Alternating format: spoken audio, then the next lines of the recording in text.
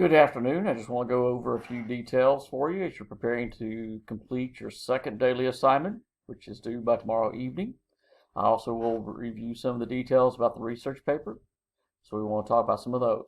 Hopefully by now, as you see on the screen here, you've gone through the Start Here module, which, as I mentioned last time, tells you how to approach the course, some details, has the course schedule for you, and also the video on how to submit assignments to turn it in. It also has for you how to find feedback on essays and other work that is turned in at Turn It In. So you just have to follow those details. Again, clicking on this will show you the script of how to go about finding that. And so you can read over that, and that will show you how to find the feedbacks, the marks, and the comments I have placed on the first daily assignment that I will be placing on other assignments, including the essays.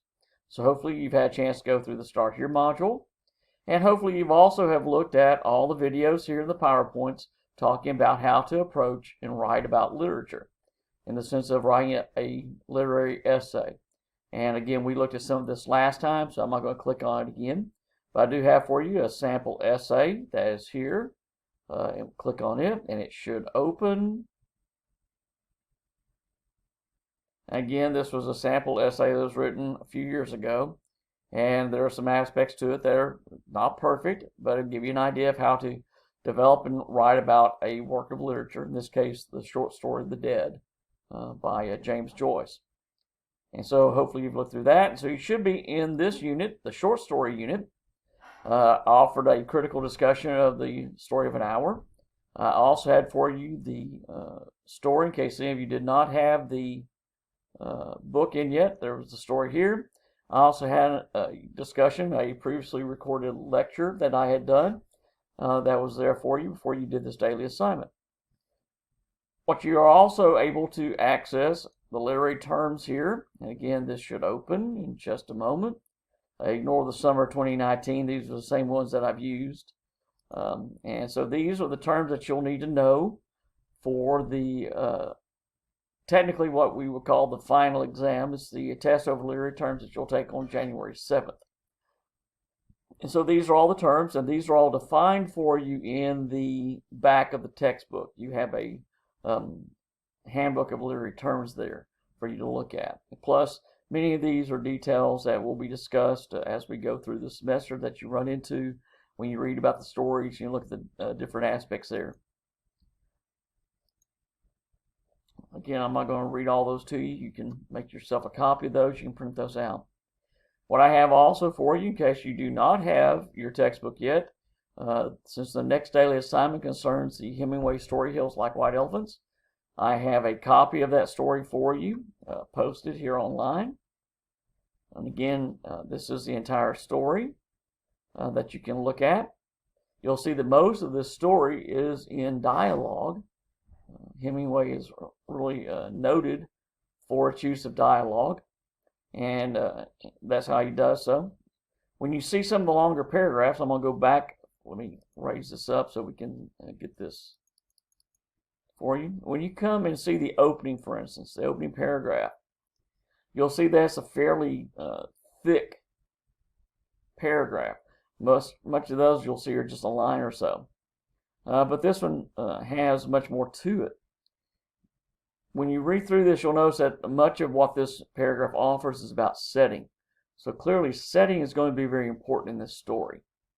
And as you look at the setting, you'll also start recognizing that the setting becomes highly symbolic. You'll see down here, again, a longer paragraph.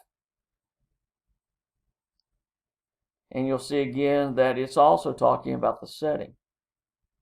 Then further down, you'll see another thicker paragraph where it's talking about what the man does, the American as he's called, or the man. He has no other name. Jig is also referred to as the girl. And clearly Jig is a nickname of some sort. But you'll see also, again, details are offered about what's happening around them. It's very objective here. You'll also recognize that as you read through the story that rarely does Hemingway use adverbs, and he almost never uses it in connection with what the two main characters say. if you'll notice, it's just a series he said, she said situation. Again, she says it, he says it, she says it, he says it, she says it, he says it. And so you can see how it's just back and forth in that way.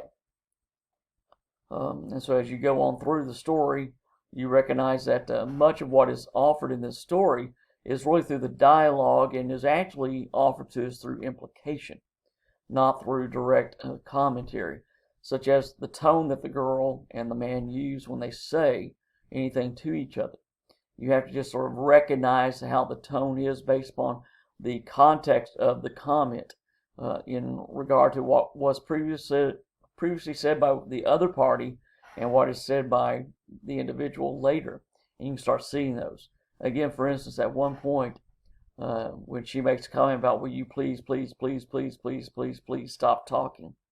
Well, that build-up of the several pleases in a row give you an indication that she's not saying that with a smile in her voice.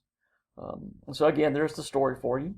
You do have a couple of little videos that offer you a brief analysis. Again, this is called the 6-Minute Scholar. Her videos are rarely 6 minutes. I'll let you know that one. This one, I think, is 8 minutes. Let me move that out of the way. And this other one is a little longer. And this was done for an AP class. And so, again, it just walks you through the story, focusing on some key details. So it might help you to understand a little bit more about the story. As you start thinking about a story, what you need to consider is that as you read through any story, you have to pay attention to details. You have to pay attention to sometimes the little smaller parts. The first daily assignment that I had you look at, the first question asked you to look at only one section of the story, the last 5 paragraphs. If I call up the story here for us, get that called up here, you can see that those last 5 paragraphs pick up here, where Louise Mallard is making a comment about go away, and then goes down here. And so I'm asking you to look at a very specific section, and also looking for a very specific part. In this case, I'm asking you to look at a key feature, irony, and how irony is used, and what kind of irony that Chopin is using. The second question asks you to look at a very specific use of character Richards, or if you go with the French pronunciation, Richard. He's named here. That's the section he's in. And then he's not mentioned again until we get down here.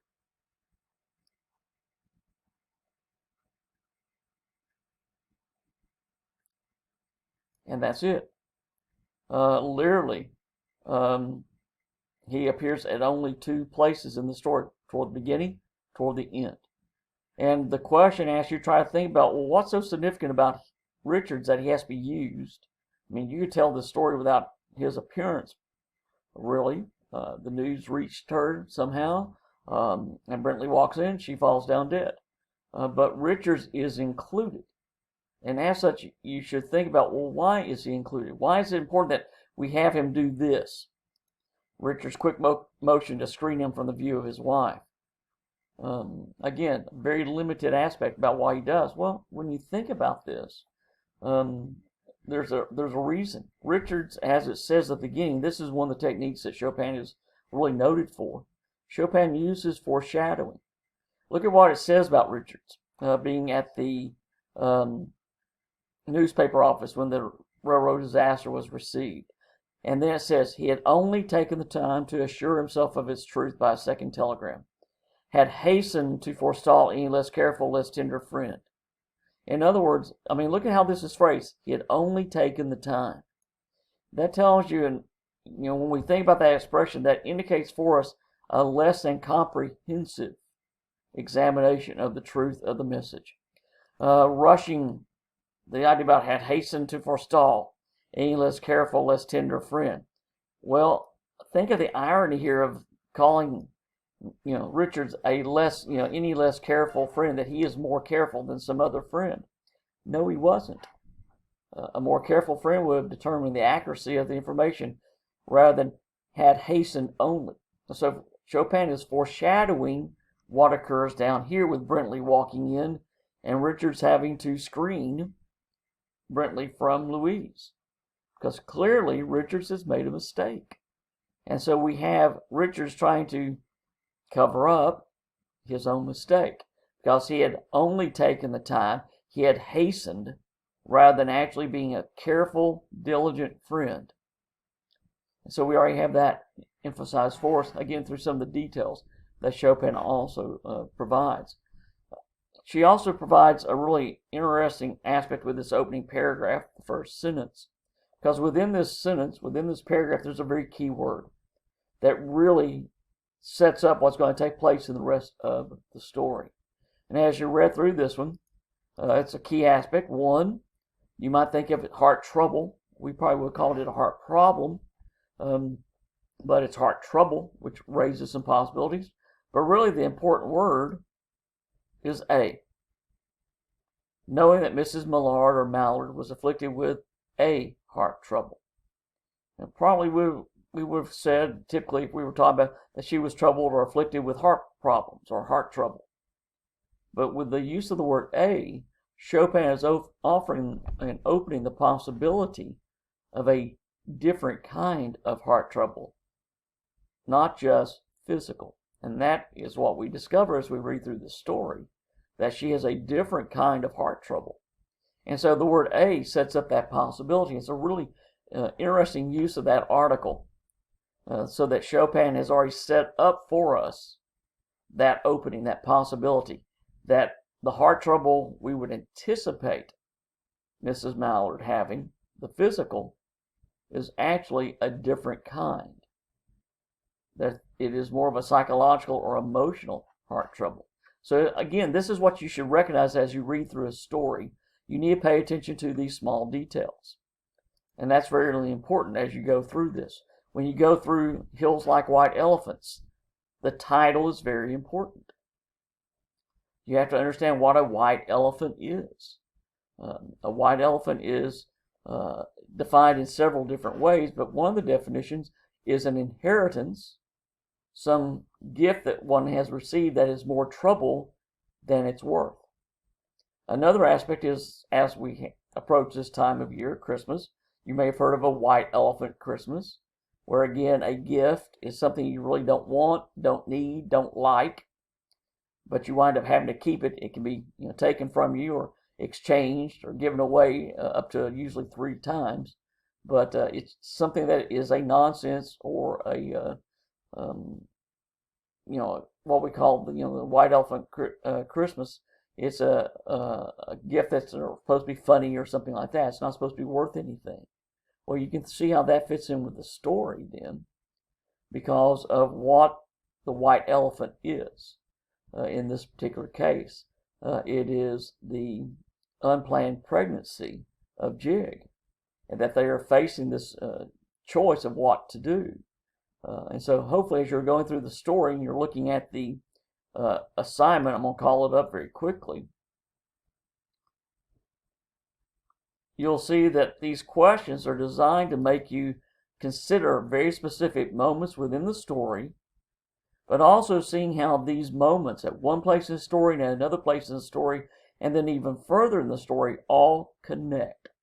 In fact, in answering these questions, what you wind up doing, you wind up actually analyzing and developing a paragraph or two that you would be using if you were writing an essay over this story, where you're looking at key points, key details, quotes from the story, and try to show how they connect with other points, other parts of the story, to emphasize an idea, a concept that Hemingway is presenting for us in this overall story. So hopefully you're looking at all that, paying attention to it, using those details, and as such, that's getting you hopefully prepared to write your essay. Now, you have a third daily assignment that's coming up over another story by John Updike, A&P. This one is due on Wednesday. In this particular case, I gave you some lines. When you download this one, when you download this particular assignment or if you don't want to necessarily download this document, you do not have to. Just make sure you answer this question. I gave you the lines not for you to type on, but basically to give you an indication of the length that I'm expecting. I tell you here 125 to 200 words, a solid paragraph where you're going to go through the story looking at the first person narrative point of view, which is what this asks you to do, and what it is that Updike is doing by using that point of view in the story. How is it that this particular point of view helps us to understand more about Sammy, our narrator? What are the traits of Sammy through his own story? Because he's telling the story. He's the narrator. What are the traits that Sammy reveals to the reader? What does Sammy actually present as his main characteristics? And how do we recognize that when we look through the story? What are the details that Sammy, telling the story, presents to us that allows us to understand what kind of person Sammy really is? So you want to make sure that you go through the story and again, draw information, specific details from the story, and use those to explain how the first person point of view helps us to understand what kind of character Sammy is. So again, that's another upcoming daily assignment that you're asked to submit. And then as you go through, you'll see that I have a few other guides for you about writing about any story. In this particular case, I use A Good Man's Hard to Find, one of the Flannery O'Connor stories. This is just simply a little video where he walks you through potential topics, potential thesis statements that can be used to analyze. And it shows you 6 different approaches to the story, so that there is no necessarily one right way, but there can be a good way, one that is supported, that's developed. And that's what he tries to show. Likewise, I have for you a critical article over a story called The Ones Who Walk Away from Omaha's. This is designed to show you how you write an extended discussion of a story. This is from the Purdue Online Writing Lab, Purdue OWL, talking about how to write about literature. You click on it. I have again an example essay. In this particular case, this is one that has over hills like white elephants. And I have gone through and marked it. I couldn't download the marking from Turnitin because it included the student's name. I couldn't get that removed with a marked copy. So I have this one. I've gone through and I've marked points. I've highlighted them so you can see what I mark and why I mark it. You'll see again your, and I avoid second person reference in formal writing, so anytime I see the word you or your, I mark it for you. And you see how many times that's done. Likewise, you'll see that contraction is used here, and it tells you avoid use of contractions in formal writing. When you're writing formally, you do not use contractions. And so anytime there's a contraction, I mark that. And you'll see how that's marked throughout. Likewise, about agreement, someone and themselves. Someone is singular, themselves is plural, so they need to agree. So taking lives from people who cannot help themselves. I should have marked the word that too. You're not supposed to use that for people. Likewise, the use of I find, the first person. I indicate that you're not supposed to use first person references. So I've gone through this story and marked this for you with detail so you can see the different marks there. So you get an idea of what it is I look at when I go through an essay, what I look for, what I consider. I also have points on there about supporting the points that are made, developing it, using specific details to help as evidence, because when you're writing an essay, you're offering a critical argument about that work. So just as in 1301, when you wrote your argument, you were required to have evidence to support your points and from which you could then build your ideas. Same with this essay for 1302. You will need evidence, drawing it from the story, to serve as your foundation from which you can then explain how that piece of evidence helps to develop the interpretation that you have, so it all makes sense. And then likewise down here at the bottom, this is the essay. So you click on it, It will open. And within this one, I'm going to zoom a little bit. It tells you the purpose of a literary analysis is to focus on a particular aspect in which you discuss that aspect or even a larger issue. This is fairly general that I use. That objective is to offer an idea you perceive as important. Recognize you're not engaging your audience in a conversation, but you're arguing your understanding. So you do not address you. You do not say, "You will see. Let me tell you." This is not a conversation. The use of I's, we's, and you's, as it says down here, are unnecessary and distracting. Don't say, "I believe that Hemingway's style is very illuminating." Just state it. Hemingway's style is very illuminating. That's all you need to do. State the point and then back it up. What evidence do you have that would support that contention, that the style is illuminating? So you need to make sure you develop that. And then you have your topics. Asking about A&P specifically, Rose for Emily by Faulkner, and The Birthmark. And so you have those particular 3 stories as one of 3 topics. And then the next 2 topics ask you to look at something else.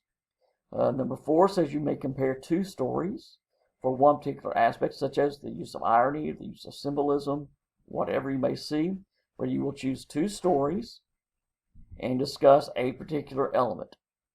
Maybe you want to talk about characterization. Maybe you want to talk about the characterization of Louise Mallard in Story of an Hour and Jig in Hills Like White Elephants. All right? If you see a connection, if you see some point there that you believe you can argue, that's what you would do. You're not providing plot summary, you're analyzing. Or, number 5, social issues. Maybe it's about hypocrisy of religious people when you read the Flannery O'Connor stories. That seems to be a very key point in her work. It may be something else that you see, the limits of science. Again, look at The Birthmark, for instance.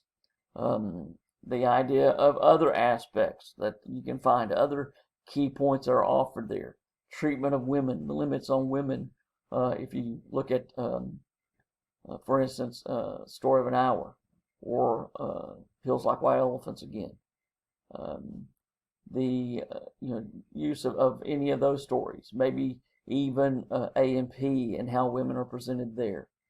You can look at those aspects where you're going to discuss that aspect. Again, evidence from the literature to develop a sound argument. So again, you'll choose one of these 5 topics. Maybe you want to just work with A&P and the concept of Sammy. And at the end of the story, is he acting honorably, or is he foolish when he does what he does at the end of the story? And again, you have to support that. Rose for Emily. Is Miss Emily Grierson accountable for, when you read through the story, what she has done? Is she really to be held responsible for that, or is she simply a victim of circumstances? And you take one side or the other and argue for it, and use evidence from the story to support the position you're taking. So again, those are your choices of topics for your essay over short stories.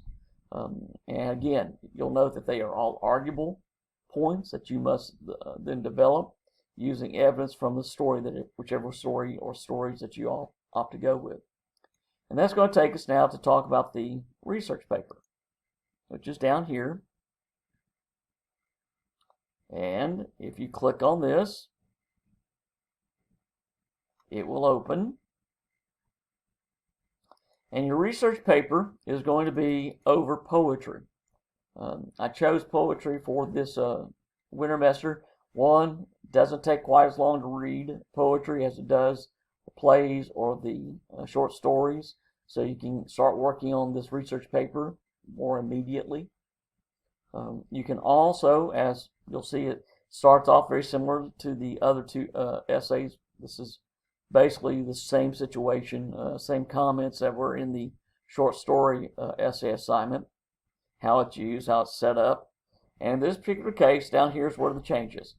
The research project or paper is a critical analysis of a literary work, poetry. and you're going to discuss key aspects, symbols, irony, satire, whatever it is that you're looking at. Your sources are to come from the TVCC LRC. No other sources may be used. Do not go to Wikipedia ever for any critical source. Do not go to any other outside sources. The information that you need, the source that you should use, all will come from our library resources, and I'll show you how to access those in just a moment. You have to have at least 5 secondary sources, which you will incorporate evidence from those to help to support the points you're making, as well as using specific details from the poem or poems that you choose to analyze. The finished essay should be approximately 2,000 words, and if you do not fulfill these requirements, all sources from the TVCC LRC, at least 5 secondary sources, at least or approximately 2,000 words, then you will be given an F or a failing grade for this because you will not have met the requirements. Your topics, if you will, is a critical study of one of the listed poets in which you discuss a specific theme in the poem or poems that you select. You're not telling me about the background of the poet. You're not going to give me the biography. Don't want anything about when this poet was born and when this poet died. That has little to do with what you're asked for this essay. Rather, you're going to choose a specific theme that this poet has presented in his or her work or works. It could be love, how it's presented, social justice and the law, the idea of inactivity versus activity, or stasis versus movement, illusion and reality, gender relations, whatever it is that you're looking at that this particular poet, and you're to choose from one of these particular poets. I've kept the limit fairly short, really. Each one of these has poems in your textbook. Robert Browning has a few. Pat Morra has several. In fact, Pat Morra is one of the 3 who are used for studies, along with Emily Dickinson and Adrienne Rich. And so you can actually go through that section of the book and see some details there. Langston Hughes and Claude McKay are part of the chapter over Harlem Renaissance.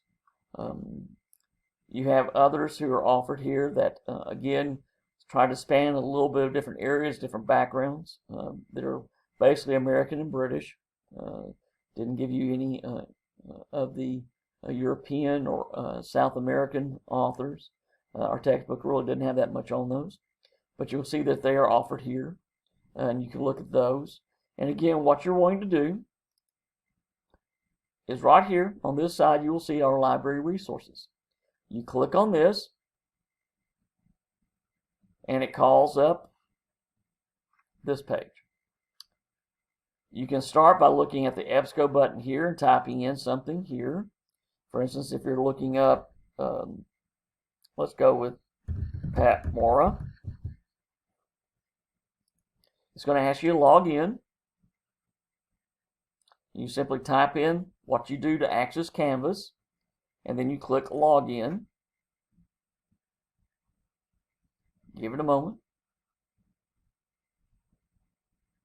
And that will then take you to your results. You want to click over here about full text because you want the entire article, not just an abstract. But you click on this, and for Research Starter, this is when you click on this, it'll tell you how to get started researching Pat Morra. It'll give you a little bit of background about Morra, and it'll tell you that who she is. It'll give you some details about this, where she went to school, how she has worked in different areas. And then, this is an important aspect about significance, that Morra has emerged as one of the most diverse and distinguished Latino writers, creating poetry and books for children and adults. And this is one of the key aspects, because Morra has been a very outspoken individual about biculturalism and bilingualism, and has offered a number of different works. So it gives you an idea about why we want to look at her work. This does not give you any critical material about particular works, but it gives you an idea about why this particular writer is one to be looked at.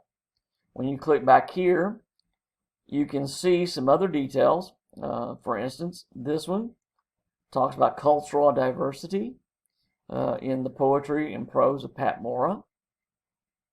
And give it a moment. I clicked on it. It just takes a little while for this all to call up. There it comes. Oh, for some reason it's not opening. Hold on. Let's see what's happening here. Let me try it one more time. See if it opens. Sometimes these disappear on us. Sometimes the articles in the journals, the access gets gets put away. It may be that the update is not there, but you can go through here. If you speak Spanish, this is a good one to look at. Again, let me click on it.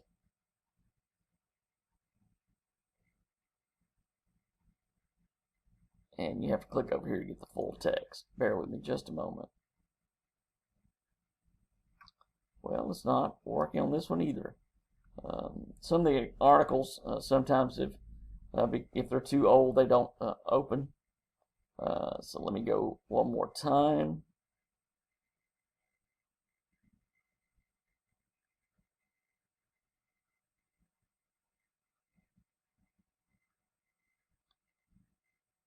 Hopefully this one will open. If not, I'll click on the PDF full text.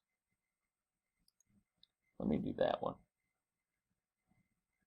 There we go. And this particular article, as it's calling up here, talks about the influence that Pat Mora has had. Talks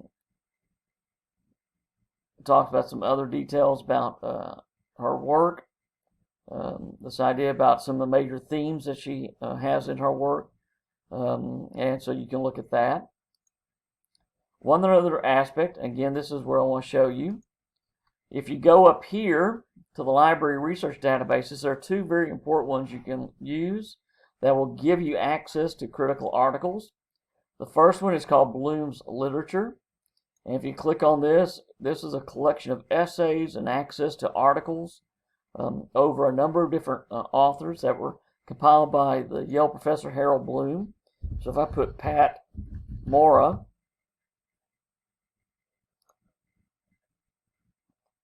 it gives us access to all sorts of details. Again, biographies, what we really do not know, but over here, and this is one of the reasons I like Bloom's, it gives you essay topics.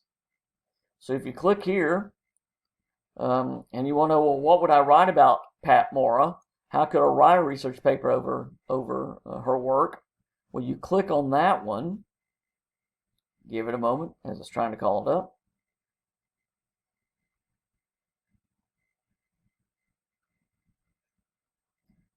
Okay, something is happening here. Hold on.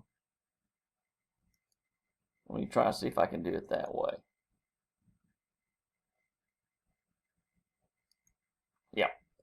It's just that I just clicked and said open a new tab and it opened. This is several essay topics. Again, what you could write your research paper over is taking one of these, or maybe combining a couple of these into one particular essay topic. And so, as it says here, much of Mora's poetry deals with different kinds of boundaries: spiritual, physical, cultural, geographical. So you look at key poems that Mora has written and maybe talk about each one of these in a solid discussion, as it says here. Discuss your answer, provide citations from analyses of several poems. Well, if you talk about spiritual, for about 400 or 500 words. Physical boundaries, 400 or 500 words. Cultural boundaries, geographical boundaries, in 400 or 500 words. You suddenly have your 2,000 word essay. Very easy to do in that way. Again, other topics are used as well. And so again, it makes it really nice to be able to do so. This one takes a particular poem. I'm going to look at borders instead. Let's open that up in a new tab too, make sure it actually opens. And again, topics over the poem borders, where you can look at a couple of different approaches that you can take there. So that's why I like you to look at Bloom's, because it actually does offer you some details. But you can also click here on criticism, and you will see articles over her work. And you can look at those details, and that will help give you some approaches to those. So again, Bloom's is a really good, useful tool. If you go back here and type in, for instance, Robert Browning, oops,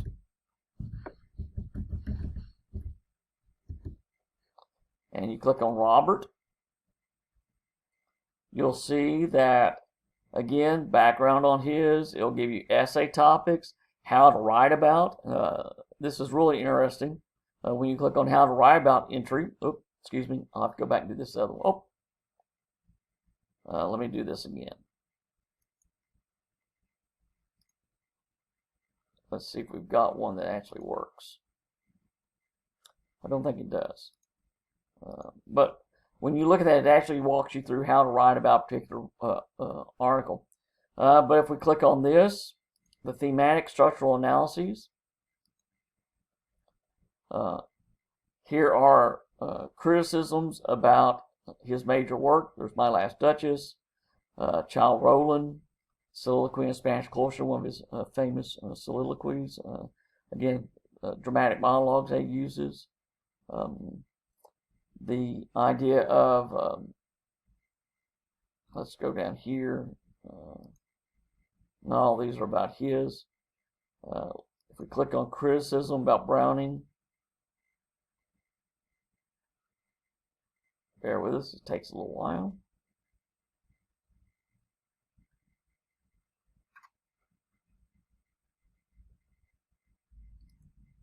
Shouldn't take quite that long, but it does. So let me go. Here it comes. All right. This gives you on the works an excerpt from a book. This is from the introduction. Again, you just click on each of these. This is Harold Bloom's own comments. This one's talking about different major modes or concepts within Browning's work. So just general aspect here. Again, another comment from Bloom on Robert Browning. Let's just go to one of these. So if I click and open that one in a new tab, which hopefully will open it a little more easily, you'll see that in this one he offers several discussions, some key points, a very short little commentary, but you'll also see that it provides you the citation, how to cite it. So all you have to do is copy this. Bear with me as I'm trying to get this open. So it gives you the MLA format. It's not quite in the exact way it should look, but all you have to do is copy that information. As my Word is trying to open, bear with me just a moment.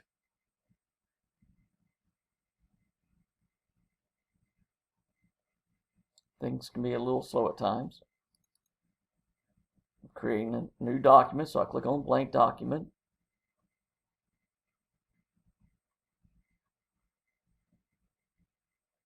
And then all I have to do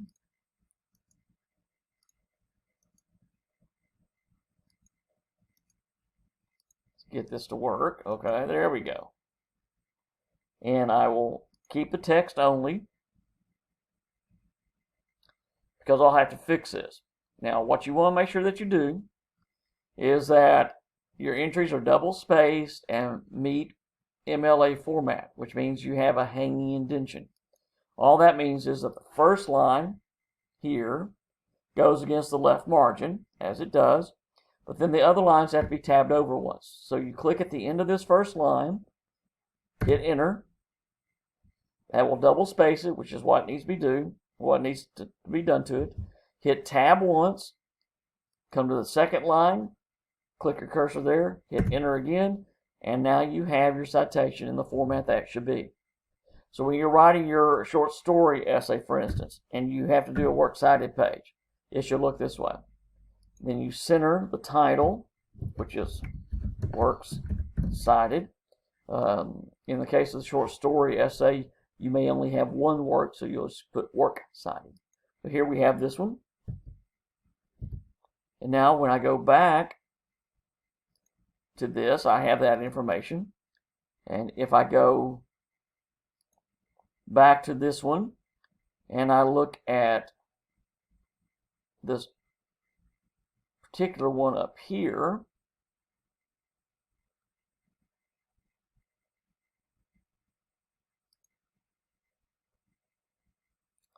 and I want to use this particular article where it talks about a means of realizing his own individuality.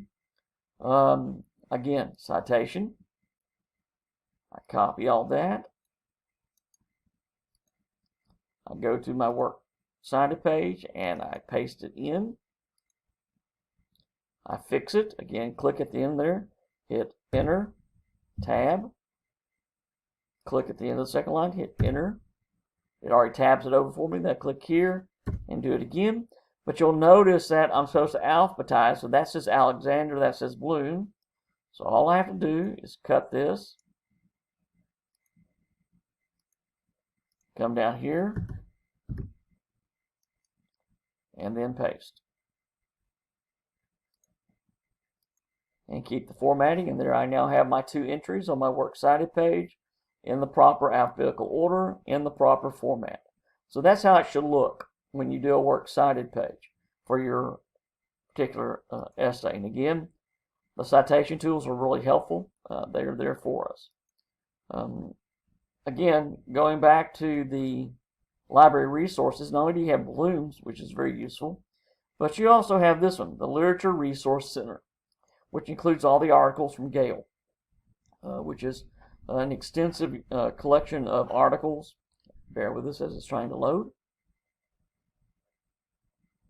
And the Gale Literature Resource Center is very similar to Bloom's in the sense that it has quite a number of articles. So again, if I'm looking for Robert Browning,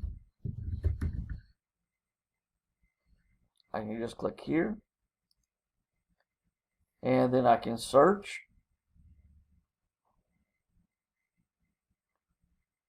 And it will call up in just a moment.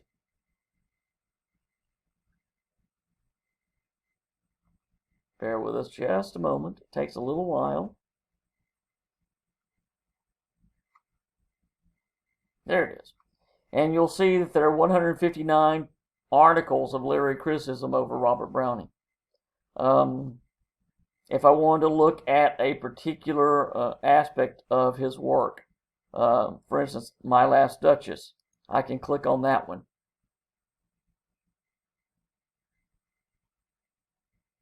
Oops. There it comes. If you ever run into where it gives you that screen, all you have to do is go back and just right click on it and open it in a new tab and it will open. Gale tends to run a little slow at times. But here we go. Here's an article over this particular poem where it talks about idea of it being example of irony in the dramatic monologue format. It just goes through the poem.